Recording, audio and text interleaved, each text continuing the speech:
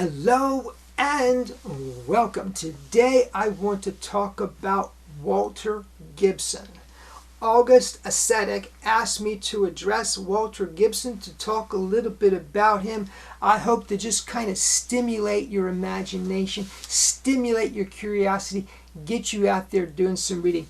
Walter Gibson, I don't know of anyone, of any writer who is more prolific than Walter Gibson. I'm going to give you some statistics that might put you to sleep, but listen to this stuff because his work is monumental. And many magicians don't realize how prolific Walter Gibson actually was. As a magician myself, I know who Walter Gibson is. He's written many of the books that I've enjoyed over the years. I always associated him with the magic community and being a magician. What I didn't realize was he's the creator of the shadow. The shadow. Who knows what evil lurks in the minds of men? The shadow do. He's the creator of the shadow.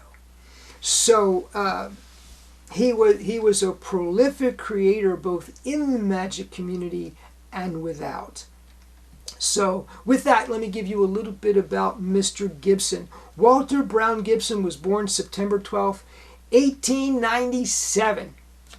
Born in the wonderful period of the Victorian age in Germantown, Pennsylvania. He crossed over December 6, 1985 at the age of 88 in Kingston, New York. He is the creator of the shadow. He did so under the pen name Maxwell Grant. Gibson wrote the first shadow story in 1931.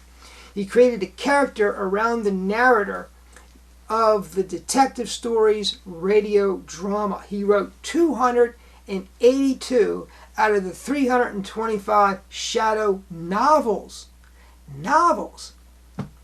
At a top rate of 2 novels per month. Let me put that in perspective for you. I have 2 novels published, The Mentor's Gift and The Christmas Garden. It took me 3 years to write The Mentor's Gift. It took me 2 years to write The Christmas Garden. He's churning out 2 novels a month. That is unbelievable. And that's not all he did.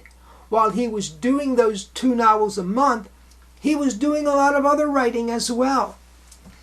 He wrote more than 100 books on magic. 100 books on magic. Psychic phenomena, true crime, mysteries, rope knots, yoga, hypnotism, games. He wrote it all. He was the ghost writer for Harry Houdini, Howard Thurston, Harry Blackstone, and Joseph Dunninger. So he knew all these people personally, and he ghost wrote their books for them. He introduced the Chinese rings in America. He's attributed with that. I haven't checked the veracity of that. If you can, please do so. Put down many. But he's attributed with bringing the Chinese rings to America. He also invented the nickels to dimes trick. Every magician, as far as I know, has done the nickels to dimes trick. Well, you can thank Walter Gibson for that.